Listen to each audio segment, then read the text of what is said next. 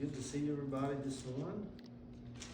Like I was telling everybody a moment ago, appreciate you inviting to the ice cream. I thought that was a very, very good, wonderful, good fellowship. A lot of people. Yeah, and yeah, it's just a really good time. Thank you for that. We'll go ahead and get started in the word of prayer. Our Lord, we thank you for allowing us to assemble here together today to share and express in a corporate gathering our faith, to hear from you, and to worship you in spirit and in truth. So many people represented, so many issues and situations, and we ask and pray that through your spirit you would address each and every person here this morning.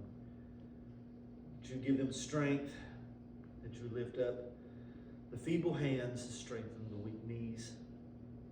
Give us a heart of gratitude and praise. Bless this service, and we expect this because we ask it in Christ's name. Amen. Announcements. Obviously, what's in our bulletin here. I don't have a lot going on right now. Do you all have a lot of people that use the blessing box? We do. Good.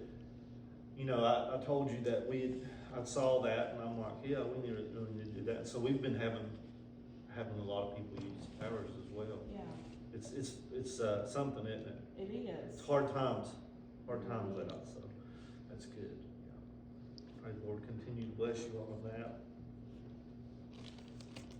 Thank you for the invite. Surely I'll be here if nothing will happen with Thanksgiving.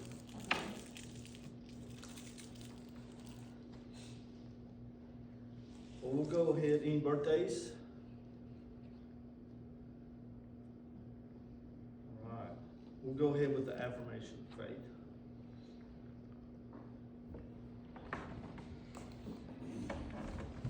Who wants to lead us in the affirmation of faith? I can. Okay.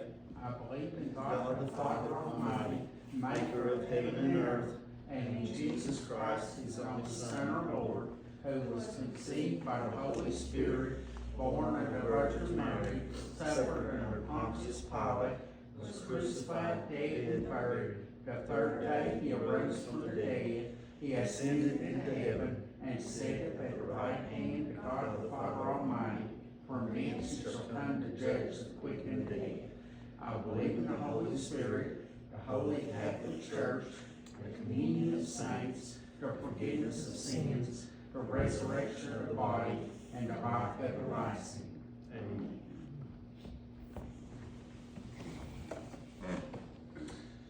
Obviously, the prayer requests that we see right here.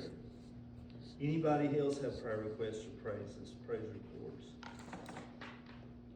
We had a praise. Sadie, my granddaughter, she had some tests this week and is to come off all her medicines. Oh, wonderful. So she goes next week for a ultrasound to make sure the tumor hasn't grown back. Okay. But she's off all her medicines, which is really good. Wonderful. Yes, that is good. Mhm. Good. Anybody else?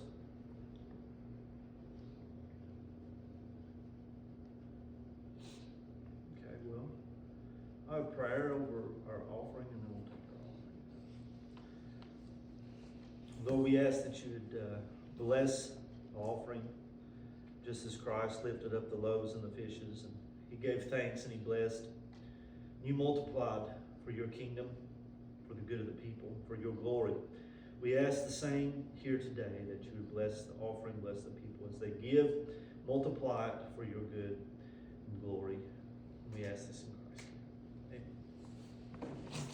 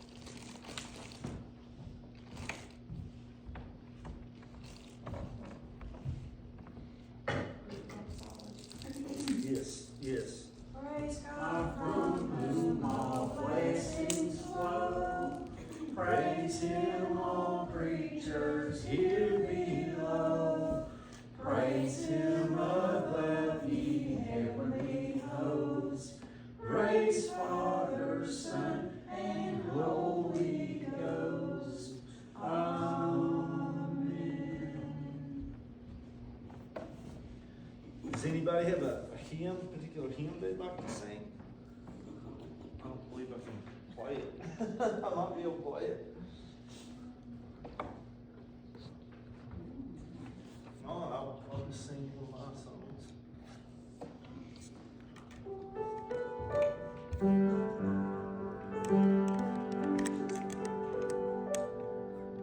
He walks among us, all that he does, all of his mercy and all of his love.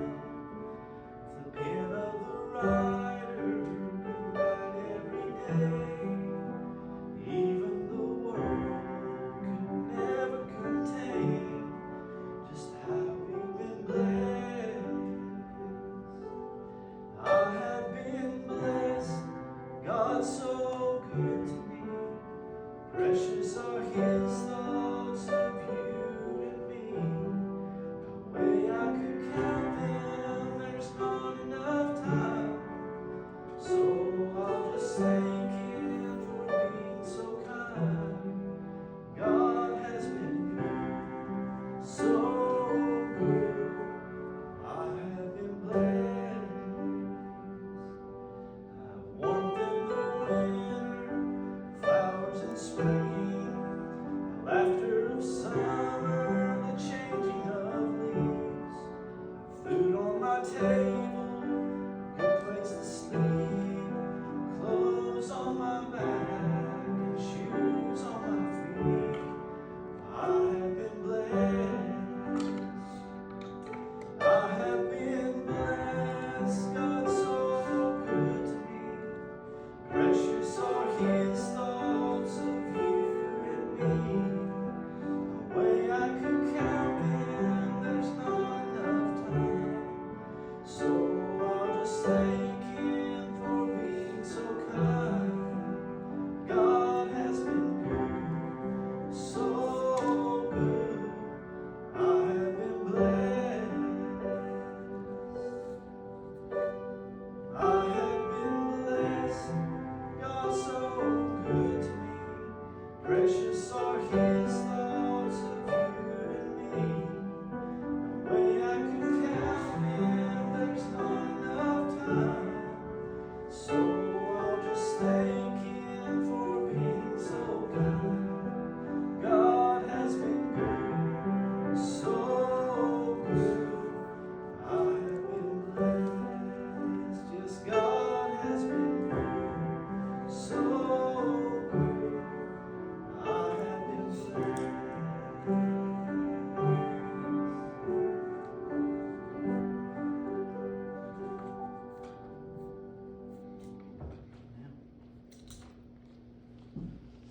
All right. If you have your Bibles, turn with me to the book of Jonah. The book of Jonah. It's kind of tucked away in all those prophetic books.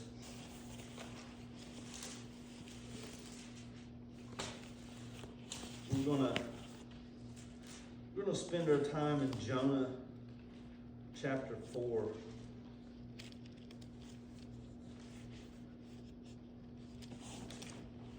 Let me rehearse Jonah to you. It's a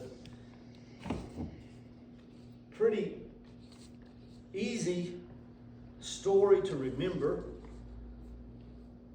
In chapter 1, we have the call of Jonah.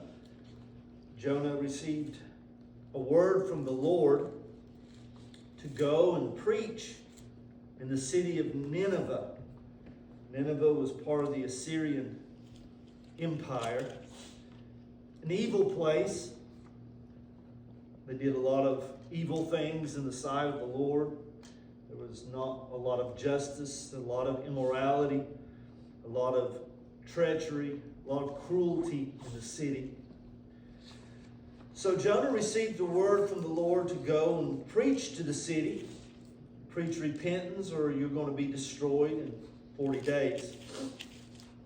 Jonah didn't want to go. It wasn't that he was scared of going, it's that he didn't want the people to repent because he wanted destruction to come upon the city because Nineveh, being in the Assyrian Empire, had oppressed his own people, Israel. And so he wanted justice to come up on Assyria, particularly the city of Nineveh. So he ran. The Bible says he went down to Tarshish, and he went down to a ship, and he got on the ship, and he was going to flee. He was going to flee from the presence of the Lord, or the word of the Lord, because he knew that he knew that God could be merciful, and God could relent of his punishment for Assyria, Nineveh. So the Lord sent a great wind, a tempest, upon the ship as it was sailing in the sea. Jonah was asleep in the bottom of the ship. I often think, sometimes when you may be like this as well, some of us have kind of sensitive consciousness, all right? And when we do things, it really bothers us. When we say things, it really bothers us. When we run a red light, we'll think about it for 2 days. But Jonah, here he is, directly disobeying the call of God, and he's sleeping like a baby. And so that just kind of tells you where his mind and his heart is at this time. He's sleeping very soundly, even though he's in direct rebellion against God. So the waters rage and toss and turn, and the mariners they're concerned for their own lives. And so, to make a long story short, Jonah spoke up after he woke up and said, "Yeah, this is my fault. God is sending this wind upon us, so that because I've disobeyed His voice." And what it struck me is these mariners were like, "Well, we're not going to throw you over. You know, we're going to try to ride this out." They were really compassionate and concerned for Jonah's soul. They just didn't want to throw him into the sea. But it ended up that Jonah was thrown overboard. And when he was thrown overboard, then God relented of the storms and the calm. And so as Jonah was sinking into the depths of the sea, what a scary thing. You know, I didn't go on a cruise ship. I didn't want to go on a cruise ship because I thought, that scares me. The water scares me. Those big high waves and the depths of the ocean. It's just very scary. And so I can imagine Jonah being cast in the middle of the sea and sinking and sinking and sinking. But God had prepared a fish, and a lot of people think the fish is for judgment. No, the fish wasn't for judgment. The fish was for preservation.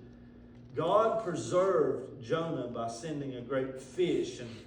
And of course, in this particular part of the ocean, we know that there are several types of fish that could probably swallow and keep a man in its mouth or whatever it may be. But a lot of people say, well, this is kind of outlandish. Well, if God created the world, then there's nothing that He can't do. And certainly that He can preserve somebody in this situation. So God preserved Jonah. And the Bible says in chapter 2 is one of my favorite passages in all of Scripture. If you ever need mercy, if you ever need grace, if you ever feel like you've blown it and you need salvation, read Jonah chapter 2. Chapter 2 is a beautiful picture of repentance and calling out to God, and how that God saved Jonah. He prayed to Jonah. He prayed to the Lord in the belly of the fish, and he says this beautiful prayer. And in verse 10, the Lord spoke to the fish, and it spit out Jonah on dry land. And so it just so happened that he was where he should be. God directed this preserving fish to spit him up right where he should be. So in Jonah chapter 3, Jonah reluctantly, but yet paying vows and being obedient, preached to the city, and he preached that they would be destroyed in 40 days. The Bible says in verse 5 of chapter 3, so the people of Nineveh believed God and proclaimed a fast and put on sackcloth from the greatest to the least. And so they repented. Verse 9 says, who can tell if God will turn and repent and turn away from His fierceness and anger that we perish not? Verse 10 says in chapter 3, God saw the works that they turned from their evil way, and God repented of the evil that He had said that he would do unto them, and he did it not. So now we find ourselves in Jonah chapter 4. Verse 1 says, But it displeased Jonah exceedingly, and he was very angry.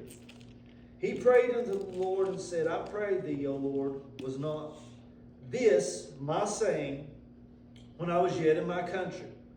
Therefore I fled unto Tarshish, for I knew that thou art a gracious God and merciful, slow to anger, and of great kindness, and repentest of the evil. Therefore now, O Lord, take, I beseech thee, my life from me, for it is better for me to die than to live. What a response! Why did he say that? Why was he so angry? Why was he so bitter? I think Jonah was a very concrete thinker. And what I mean by that is that some people think in black and white. They think in just very literal, very concrete terms, and so to speak. You find this in early stages of development. Children a lot of times speak and think in concrete terms. They believe literal things. It's like when you are playing with a baby or a 2-year-old or whatever, and you have a ball and you play with the ball and the ball gets lost behind the couch. What do? Oh, it's gone. And they believe you. It's gone. They don't know where it's at. It's in the abyss. It's in the ether somewhere. But as we grow, we know, well, it's just because we can't see it doesn't mean that it's not there. And as we grow, we become more sophisticated and we can think abstractly. We can understand that when a parent goes out the door and the door closes, that they're not gone forever. That there's something behind the scenes that they're doing, and they will be back. And so we begin to think more abstractly, and it brings us comfort and a sense of relief because we can expand our thinking. Still, some people think concretely, and we still have those tendencies sometimes. We still think that black is black and white is white, and there's no gray areas, and either you love me or you don't. And we have to understand that life is more complex than that. That there are nuances and there are complexities that we can't understand, and a lot of times we have to put ourselves in other people's situations and how they grew up and what their home life was like to understand why they act the way we do. We gotta expand our mind and think a lot more deeply about other people and situations so that we can fully appreciate and really to give mercy to people. And Jonah was a very concrete thinker. He thought, well, they sinned, they deserve death. They hurt me and my people, they deserve death. And what that didn't serve him very well, nor does it serve us very well when we're very concrete thinkers, because you're going to find yourself having a hard time with relationships, with friendships, with marriage, with significant others, because you have to put yourself in the other person's situation. You have to think about all of the things, and you have to have a heart bent toward grace. I had a patient one time. He said this to me. He said, I want to tell you what. I had a doctor tell me one time that I have concrete thinking. Well, I don't know about all that, but this is the way I see it. Black is black and white is white. And I'm like, yeah, you just defined exactly concrete thinking. And so Jonah has spiritual concrete thinking. He thinks that, God, these people deserve judgment. Give it to them. That's the way it should be. But God wants to show him another side. He wants to expand his mind a little bit. And so we see that Jonah was very upset. And he said, God, this is exactly why I did what I did. It's because I know that you're gracious and you're merciful. And I know that you don't think like I think. And I just ran because perchance that they may repent and that you would have mercy upon them. And so what Jonah did is that after he preached, he went out probably where he could observe the city, and he built himself a booth, all right? Has anybody ever watched these survival shows on television, and they build these little huts in the trees, and and it's almost weird to mention, but we watched The Naked and Afraid. Has anybody ever watched that? Maybe don't raise your hand. But I'm like, oh my goodness, I kind of would like to do that, but I kind of wouldn't, because I don't, you know, I don't know if I could hack it, especially being eat up with mosquitoes all the time. I just don't know if I could do that or not. But what interests me is these shelters that they build. You know, I'm like, I could do that. I could build me a good shelter.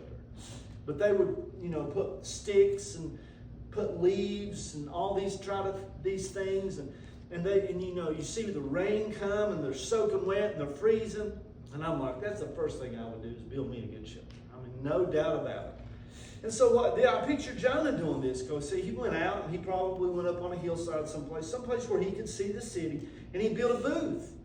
He built a booth, a ragtag booth, and he stayed there for probably over 40 days because he wanted to see if God was going to judge the city.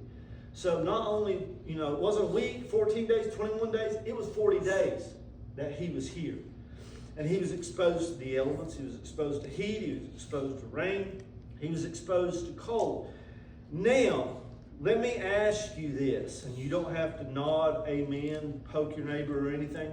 When you get a little bit hungry, do you get hangry? Do you get upset? Oh, yeah. So, we know when we get cold, when we get too hot, when we get too hungry, when we don't have enough, whatever, it affects us. It affects our mind. It affects our judgment. In fact, studies have shown that if you don't get proper sleep, then you can meet criteria for an anxiety disorder because you don't have enough sleep. And it wears on your emotions, it wears on your reason and your thinking. You don't think as clearly when you get hungry. So when things affect your physical body, it translates affecting your emotions, affecting your mental health. And so that's why it's so important that we have to take care of ourselves physically so that we can function properly. When Elijah ran, and first thing that God did before God spoke to him was he gave him something to eat, right? Do you remember when Esau and Jacob was in the field and Esau sold his birthright? He sold his birthright because he was hungry. He wasn't thinking right. So it's very important to take care of ourselves physically, to take care of our sleep. And so we find a very emotional, reactive prophet here, a very angry prophet.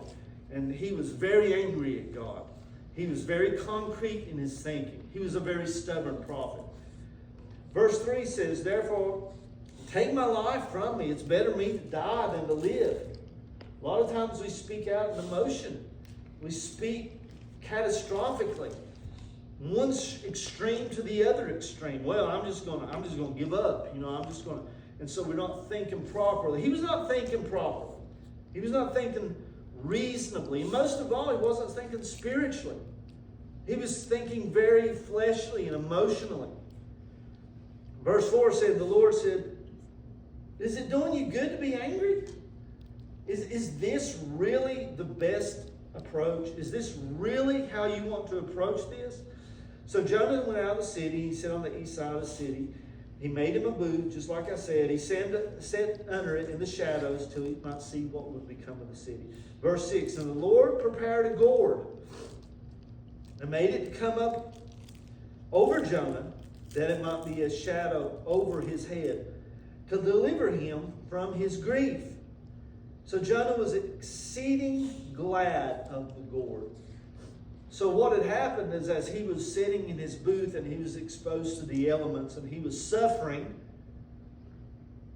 that God prepared a gourd. I imagine this plant to be some sort of plant that grows very quickly, and that it has these giant leaves. And these leaves began to cover the booth, protecting him from the wind and the sun, the rain and the cold. And he was very glad for this gourd. In fact, the only time that we see Jonah happy is when he is sitting in the shade of this gourd. That's the only time we ever see him glad in this whole thing, other than him repenting from his sin. He's glad because of the gourd. Isn't it amazing how little creature comforts can calm people? The problem is that a lot of people put their entire validation, their entire happiness into these so-called quote-unquote gourds that are given to us in life. You know, life is just like sleeping in boots. We have bad times. We're not particularly safe all the time. Life is hard. And sometimes we have very good comforts that come to us in life. They come to us in the form of, some people have good jobs and they have good financial stability, and that's a gourd for them. You know, they rejoice in that. They feel safety and they feel comfort in that. And so they tend to praise and they tend to trust in that a lot. The Bible says don't trust in riches. They're fleeting. A lot of people trust in relationships. You know, I have a good spouse, or I have a good friendship, or I have a good this, or I have a good that. And so we tend to find ourselves happy based upon the status of the relationship. You know what I'm talking about. When everything is good in the household, then you're good. You're happy. You're content. Everything is great. Life is good. It can't be any better. But when the relationship kind of goes wrong, then you find yourself, oh, I just want to die. I have no joy anymore. I have no peace anymore. And so we find our happiness, we find our satisfaction wrapped up in a dependency upon somebody else's mood. That's not a good place to be. To have your life dependent, your happiness and mood dependent upon somebody else. It's not a good place to be when we depend upon any type of so-called gourds in our life. And you can name those, whether it be your health. Some people, they're happy as long as they're healthy. As soon as their health goes, well, let me tell you what, when we get older, our health goes. It goes. And you sense a sense of depression that comes in, a sense of helplessness and hopelessness because you see your body declining. I see it a lot of times when people that have debilitating chronic illnesses that maybe take away their activity level, they take away their ability to walk, take away their ability to participate in activities. That's a horrible, dreadful thing, isn't it? But a lot of times people depend upon the gourds of physical health. They depend upon the gourds of friendship circles. They depend upon the gourds of constantly getting new things. You know, there's nothing. I bought my first new car last year. First time ever. First time I ever. And, you know, that new car smell is pretty good. I like that. You know, you feel good. I mean, even if it's not a brand new car, even if it's new to you, then you're like, man, you're happy for months. You know, it's just like, I can't wait to get out and get in my car and go someplace. But once the newness wears off, then what I'm trying to say, it's temporary. God bless those who find their gourds in Virginia Tech, right? Football. They're not very happy, are they? So what I'm trying to say is that a lot of times God does give us comforts. He gives us our health. That's a blessing from God. He gives us good relationships. He gives us good families. He gives us financial health. He gives us a lot of things. But the point is, we ought not find our true happiness in the temporal things of this life. And God showed Jonah this. So this gourd came up. He was exceedingly glad for this gourd. Exceedingly glad. But look at verse 7. But God prepared a worm. Now notice this. God did this. Just as God prepared a fish, God prepared a storm, God prepared a gourd, and God prepared a worm. God is in the preparing business. He directs us through things in our life. People say, why does these things always happen to me?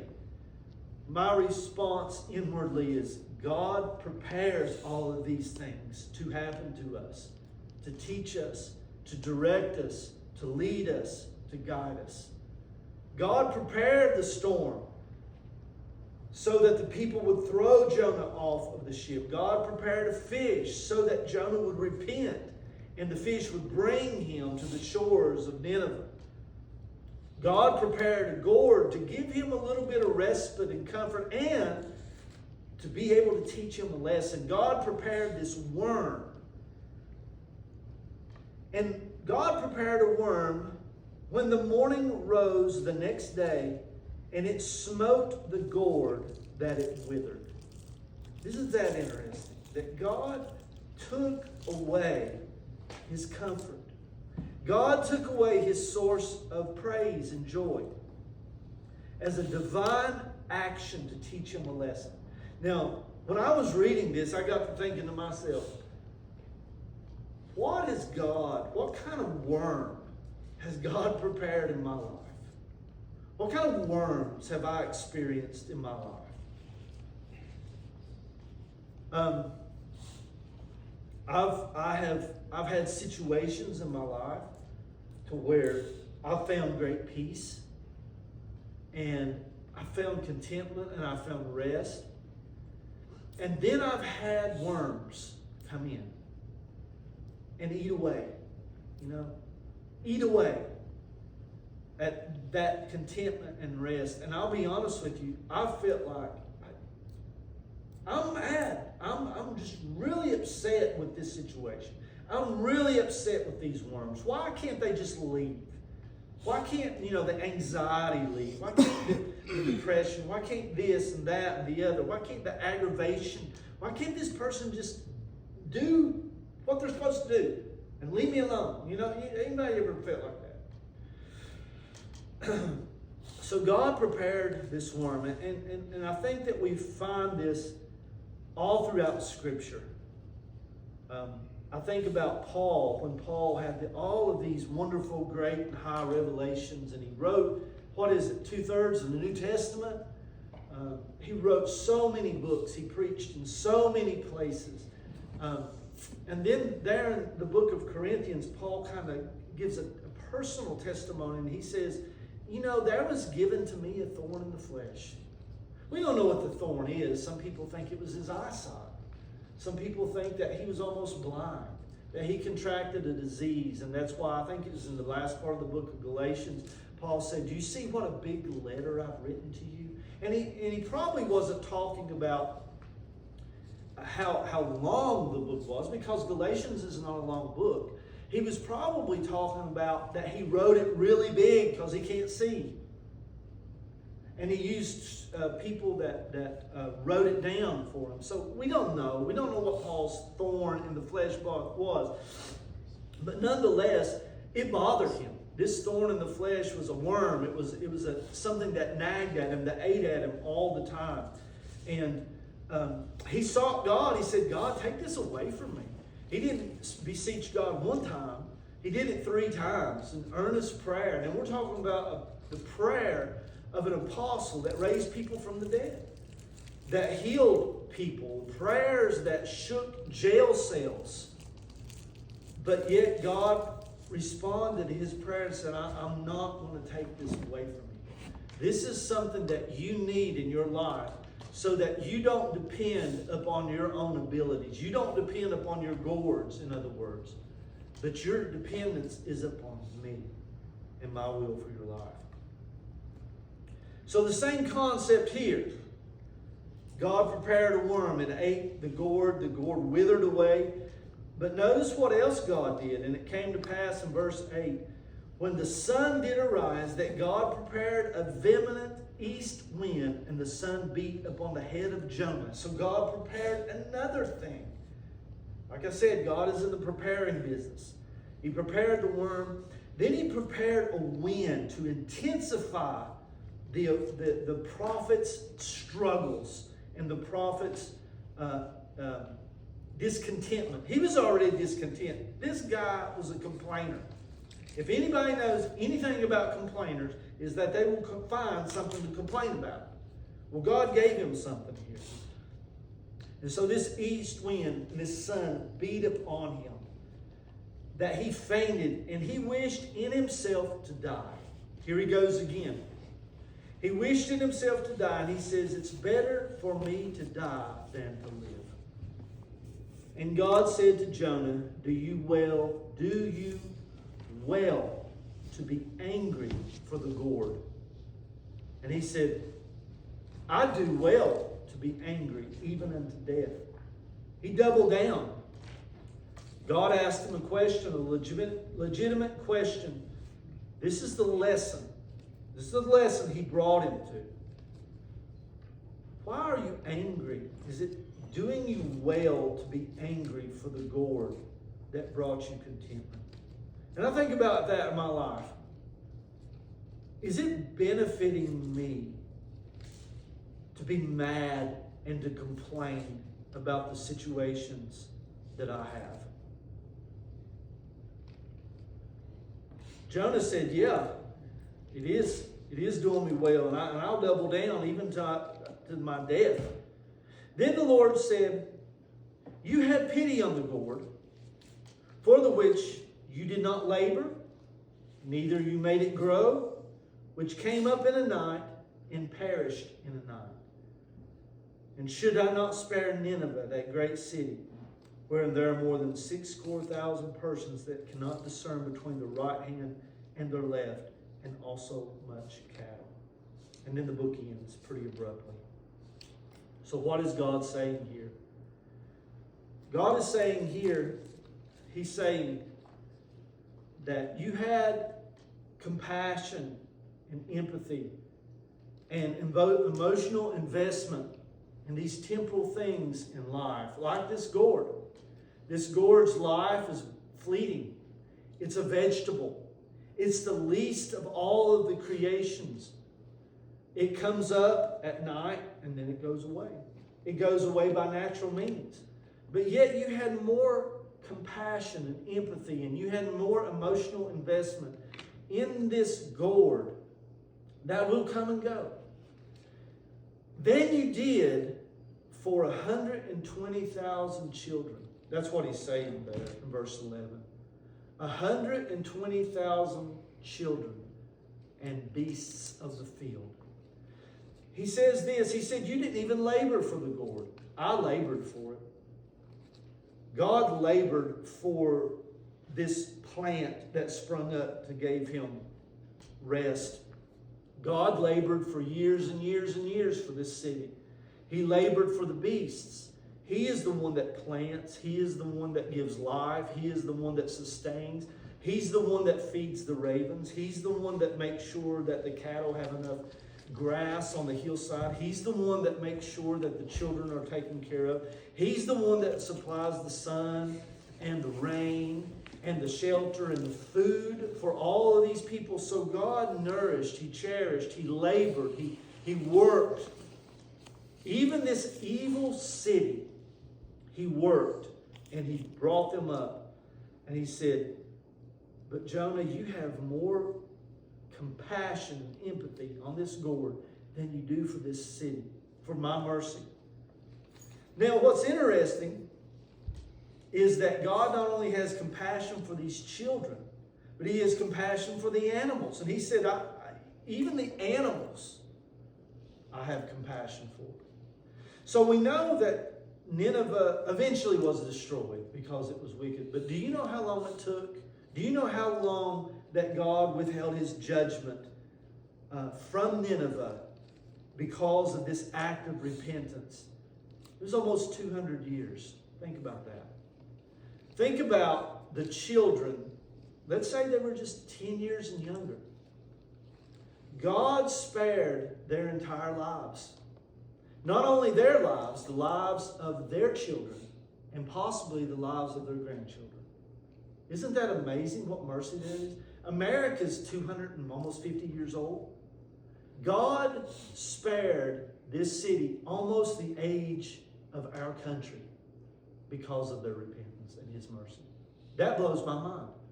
He saved all of these children, their children, and possibly their grandchildren, because He is so loving and merciful.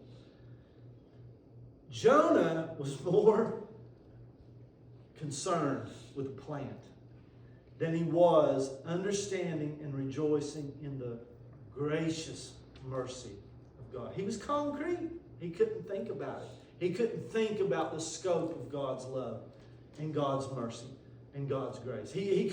All he could see was his temporal pleasures and his temporal complaints. And he couldn't see all of the other. I think about this sometimes, coming to a conclusion, is that I think about that God, I read an article this week, and it stuck with me, and it's titled, God's Word is like concrete, but His will is like water. And that struck me, and I'm like, that's interesting. I got to see what this is about. So I read it, and I'm like, yeah, that's exactly it. In God's Word,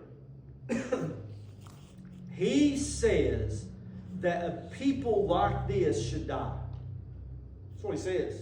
It's pure black and white in His Word. He said even the kids should die.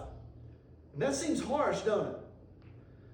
God says, if you so much as bow to another God, you're going to die. He says, if you kill a man, directly or indirectly meaning that, you go about having this person killed, then you should die. That's it. He says if you accidentally kill somebody, like if we get out on the road and we accidentally kill somebody, He says, God says in the Old Testament, if that happens and you kill somebody non-maliciously, but yet you kill them, then there are certain cities that you can run to. But be sure, if their relatives get you before you get to that city, you're dead. Isn't that pretty? That's pretty concrete. That's pretty black and white. So that's God's Word. Jonah was going by God's Word. They should die. They should die. A lot of times in our thinking, we're pretty concrete with other people. Man, they need to get what's coming to them. Man, this needs... Even with ourselves sometimes, I am not worthy. I just need to just disappear off the face of the earth. That's God's Word is concrete. But God's will is like water. Now, it never contradicts God's Word. But God's will, He gives mercy and grace. And in this instance, all of these people, He showed such grace and mercy. He's like, I'm going to forgive them. They repented. I'm going to show great mercy. 200 years worth of mercy. Saving the children and the grandchildren. Think about this. King David, we read his Psalms, we read his stories.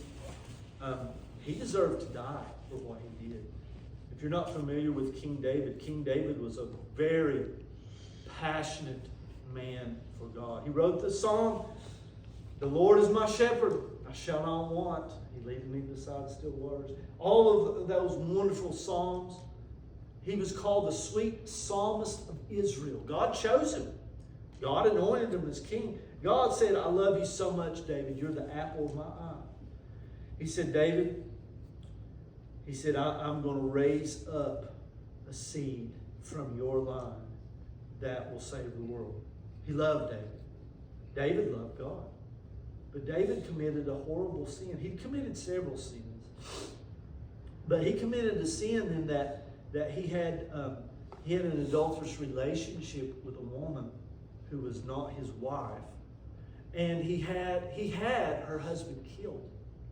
He killed her husband. What does God's Word say about that? He should die. I mean, that he was still under the old covenant. He should die. That's God's will. It's God's Word. It's concrete. But when Nathan the prophet confronted David about his sin, and he didn't repent all of a sudden, no, he lived in it for a long time, for over 9 months. And when the prophet confronted David, David repented, and he wrote Psalm 51 of his repentance, a beautiful psalm. And the prophet said, God is going to spare him. He's not going to kill him. Isn't that mercy? So can you see how God's Word can be concrete, but His will is like water? it kind of flows at His discretion and His direction. Now, is it to say that some sins go unpunished? Absolutely not. Sin will be punished. But the wonderful thing and the most glorious thing that I can think of is that those sins, David's sin was punished, and it was punished in the person of Jesus Christ on the cross. Nineveh's sins for 200 years, they went punished. They were punished. They were punished on Christ on the cross. And so we can take from this that Jonah should have been enamored by the mercy and grace of God. He should have been blown away and so found his rest and his comfort and his respite in God. God was his refuge. He was his strength. He was his high tower, not the gourds. Not the gourds. Amen. Let's go before the Lord in a word of prayer.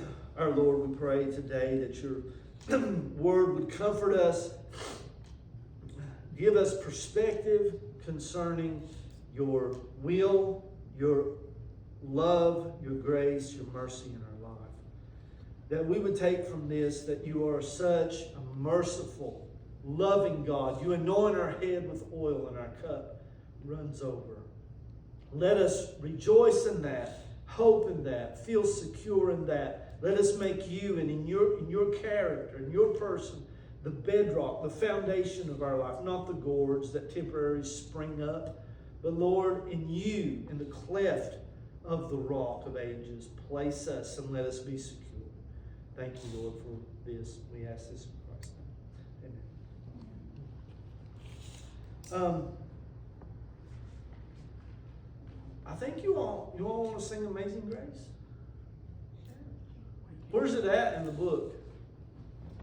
I don't. This one around 64, 43, 43. Yeah, 43.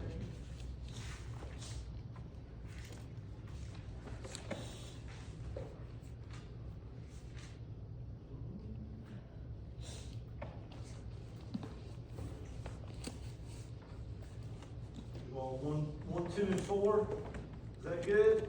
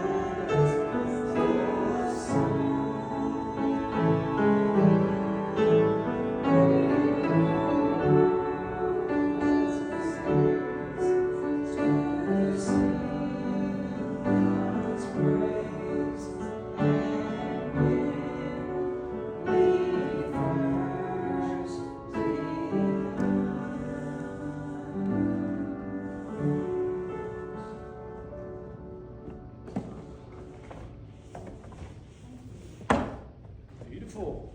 Why don't you sing? I'll close in a word of prayer. Lord, thank you for this day. Thank you for the people. I pray that you bless them, keep them.